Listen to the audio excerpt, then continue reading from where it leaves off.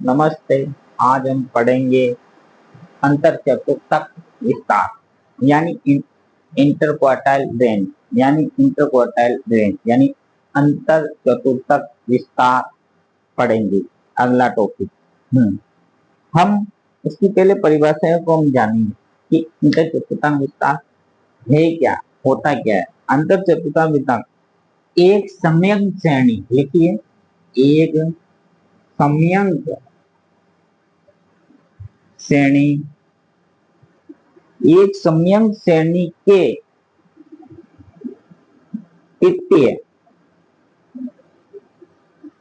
तृतीय चतुर्थक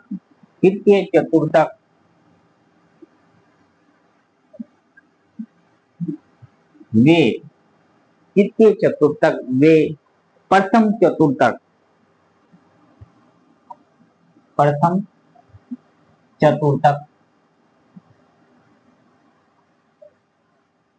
यानी तृतीय चतुर्थक वे प्रथम चतुर्थक के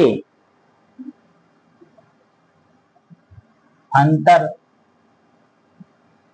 को यानी तृतीय चतुर्थक और प्रथम चतुर्थक के अंतर को ही अंतर चतुर्थक विस्तार यानी इंटरक्वार्टाइल रेंज कहते हैं। अंतर चतुर्थक विस्तार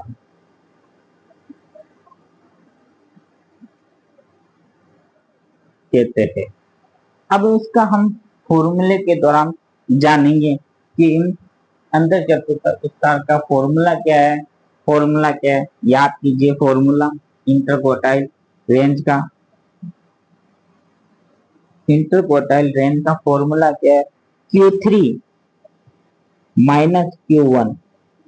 फॉर्मूला क्या है, Q3 minus Q1।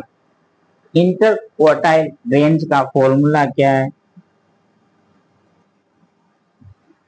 Q3 minus Q1। अब ये फॉर्मूला है। इसी तरह से एक और फॉर्मूला है, उसे हम कहते हैं कोएफिशिएंट ऑफ इंटरक्वार्टाइल विस्तार रेंज यानी गुणांक, अंतर चतुर्थक विस्तार गुणांक यानी कोएफिशिएंट ऑफ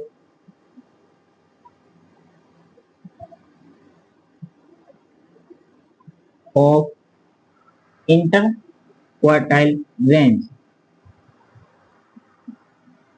यानी Q3 minus Q1 बटावा Q3 plus Q1। ये फॉर्मूला आपको याद रखना है। ये फॉर्मूला यानी कोएफिशिएंट ऑफ IQR यानी इंटरक्वार्टाइल रेंज यानी Q3 माइनस Q1 और Q3 प्लस Q1। अब Q1 कैसे निकालते हैं और Q3 कैसे निकालते हैं उसका भी फॉर्मूला है, वो भी आप लिख लो जो आपके लिए आगे इजी रहे। यानी Q1 निकालने का फॉर्मूला क्या है, N प्लस 1 बटावा 4। समझ में आ गया। इसी तरह Q3 का फॉर्मूला निकालने के लिए 3N प्लस 1 बटावा 4। ये आपको याद रखना है।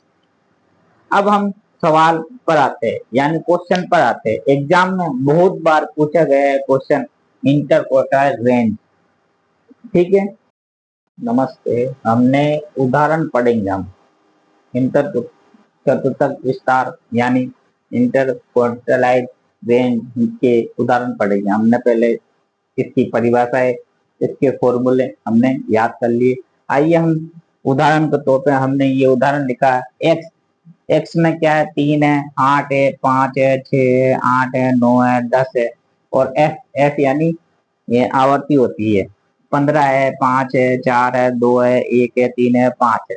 और सी एफ निकालना पड़ेगा यानी संचय आवर्ती निकालनी पड़ेगी। यानी संचय आवर्ती कैसे निकालते, संचय आवर्ती हम चतुर्थक विस्तार में निकालते हैं और एक चतुर्थक गुणांक में निकालते हैं और एक मध्यिका में निकालते हैं। यानी हम CF तीन चीजों में निकालते हैं, CF तीन चीजों में काम आता है। इसी तरह से हम CF कैसे निकालते, IM फर्स्ट संख्या में 15 का 15 लिख दीजिए, सेम क्वेश्चन, पहली संख्या सेम आएगी।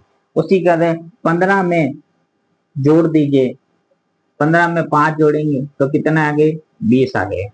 इसी तरह से ऐसे करते जाए, 20 में 4 जोड़ेंगे तो कितना है, 24 आए। ये हम संचय आवर्ती यानी CF निकाल रहे हैं। इसी तरह से हम 24 को 2 और जोड़ेंगे तो कितना है, 26 आए। इसी तरह से 26 में 1 और जोड़ेंगे तो कितना है, 27 आए। 27 में 3 और जोड़ेंगे तो कितना है, 30 आए। और 30 में 5 और जोड़ेंगे तो कितना है, 35 आए।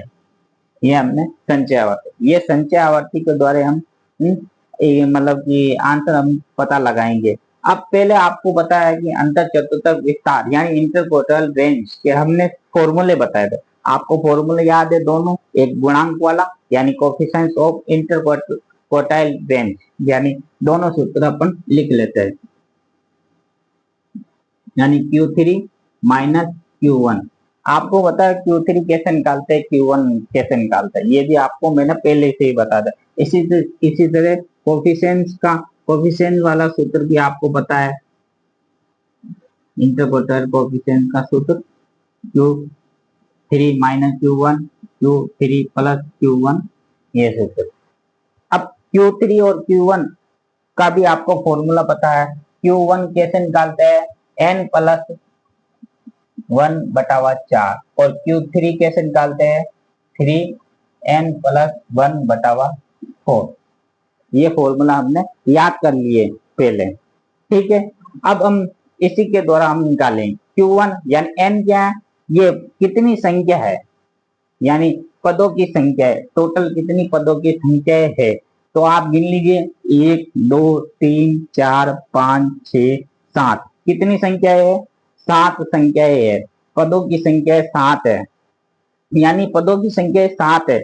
अब ये तो है। इसी तरह F यानी ये आवर्ती है, यानी n का मतलब ये आवर्तियों में ये टोटल कितनी जोड़ेंगे तो कितना आ रहे, 35 आ रहा है। n कितना है, 35 है, n कितना है, 35 है।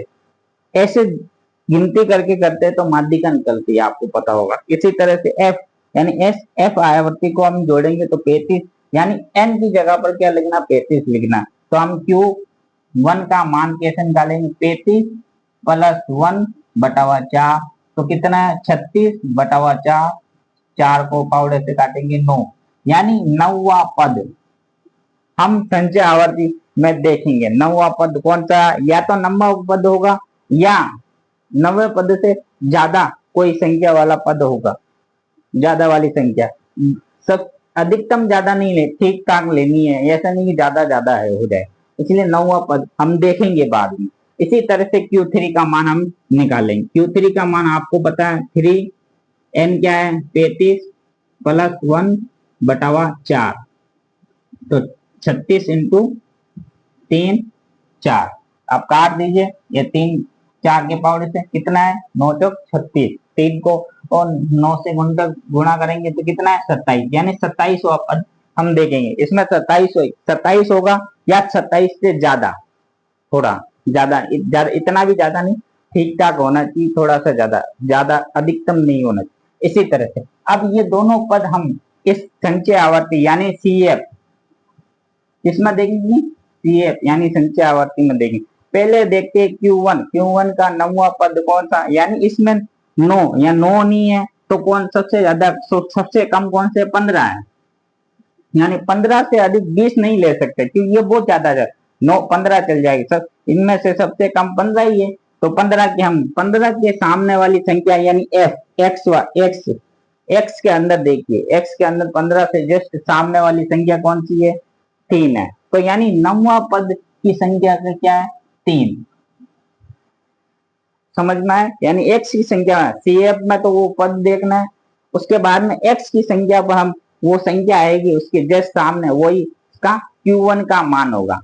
इसी तरह से Q3 का 27, इसमें 27 होगा या 27 से अधिक होना चाहिए, थोड़ा सा ज्यादा नहीं, जैसे इसमें देखा था नंबर पर। इसलिए संचय आवर्ती में कौन सा 27 है, ये 27 है, यानी 27 के जस्ट सामने कितना है, 8 है, यानी x की संख्या है, x की रो में क्या है, 8 है, यानी एक, यानी 27वां पद कौन सा है, 8 है। समझ में आ गया, यानी Q3 का मान 8 हो गया और Q1 का मान 3 हो गया।